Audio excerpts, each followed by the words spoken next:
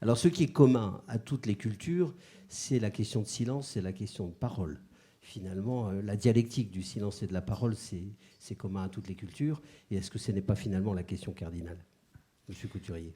Oui, alors c'est sans doute ce qu'on peut effectivement poser comme question ultime en ce symposium, parce qu'on a présenté cet après-midi sous l'égide du thème du secret, et on se rend compte qu'en réalité, il s'agit souvent aussi de savoir dans quel cas on peut parler. Exactement. Alors, en quelque sorte, on me demande un petit peu de conclure sur une après-midi qui était très riche. Alors, je vous avouerai que j'ai un tout petit peu de mal à le faire pour plein de raisons. La première, c'est que je ne suis qu'universitaire et que de ce point de vue-là, je ne connais pas très bien la pratique. Il y a beaucoup de choses qui se sont dites cet après-midi, j'ai entendu, qui m'ont surprise. Dire de mon point de vue de juriste, c'est-à-dire au plan du raisonnement normatif, mais j'ai envie de dire, je sais bien que des fois des choses comme ça se font. On pourrait dire, le droit étant la science de ce qui doit être, elles ne devraient pas être, mais elles sont. Oui. Oui. La vie est plus complexe. Voilà. Par ailleurs, alors deuxième petite difficulté, on a abordé plein de secrets cet après-midi, entre le secret de fabrique, le secret de la défense nationale, le secret des affaires. Je ne suis que spécialiste du secret professionnel, puisque j'ai pas mal travaillé sur cette question, mais je pense qu'on voit quand même revenir au travers de tous ces différents types de secrets, je crois, une thématique commune. On est tous en train, je crois, de chercher, même si on ne le formule pas toujours clairement, la raison d'être. Parce que je voudrais dire qu'il n'y a pas un, mais des secrets. C'est pour ça que c'est difficile de conclure sur le secret. On aurait pu appeler cet après-midi les secrets et leur partage. Bien sûr.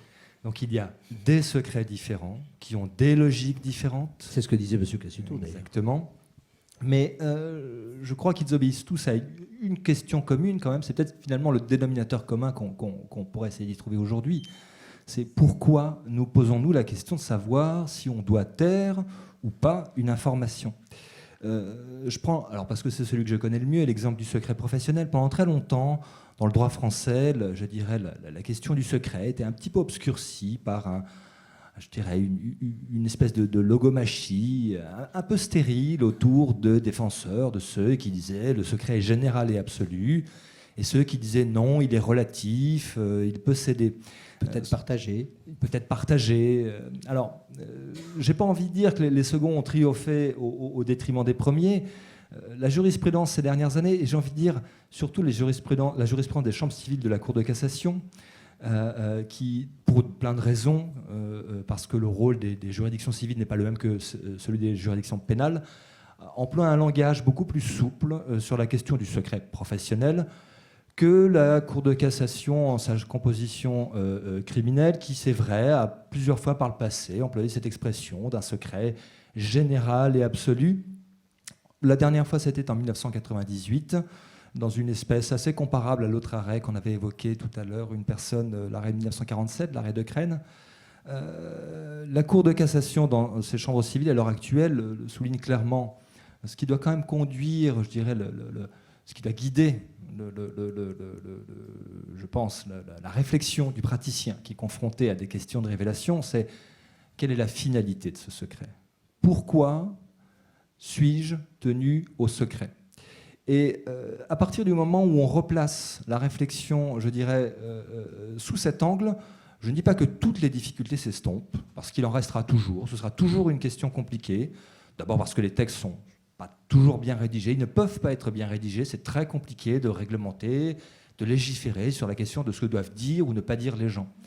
Mais si on se replace un petit peu différemment, en se demandant pourquoi suis-je tenu au secret, on peut essayer de résoudre un certain nombre de questions complexes pour lesquelles on n'avait jusqu'ici pas vraiment de réponse, ou en tout cas on n'en a pas eu pendant longtemps.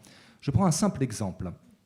Le thème a été évoqué tout à l'heure d'ailleurs, en parlant de l'arrêt de Crâne, qui, je dirais, dans ses motivations, indiquait que le secret étant une obligation à caractère général et absolu d'ordre public, celui-ci ne saurait faire l'objet d'aucune autorisation de révélation de la part du patient.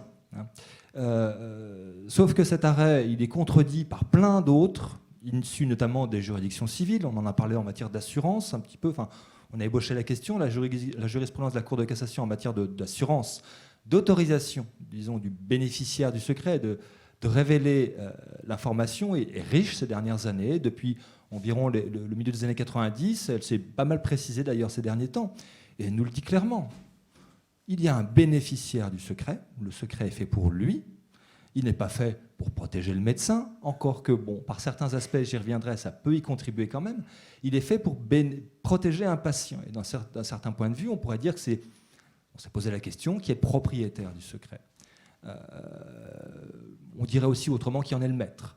À l'heure actuelle, la jurisprudence est de plus en plus claire, c'est le patient qui est le bénéficiaire du secret, qui en est, dit-on à ce moment-là, le maître, et qui est fondé à, et ça j'en suis navré, quand j'en parle aux médecins, souvent ça provoque un certain nombre parfois de crispations, mais oui, il est fondé à autoriser son médecin à révéler le secret. Là où éventuellement on peut se retrouver un petit peu avec les médecins, c'est que pour autant, le médecin n'a pas forcément l'obligation de révéler. C'est autour de ça notamment, c'est une mauvaise interprétation, je crois, des arrêts de 1947 et de 1998 qui amène à penser que le patient ne peut jamais autoriser le médecin à révéler et que toute autorisation serait privée d'effet puisque l'obligation serait à caractère général et absolu d'ordre public. En réalité, non. Ces décisions, elles disent simplement une chose, le patient peut autoriser son médecin à révéler, le médecin n'est pas forcément obligé de révéler. En droit pénal, c'est comme si vous dites à quelqu'un qui veut vous voler quelque chose, je t'autorise à le voler, ça ne l'oblige pas à partir avec. Bon, c'est un petit peu la même chose.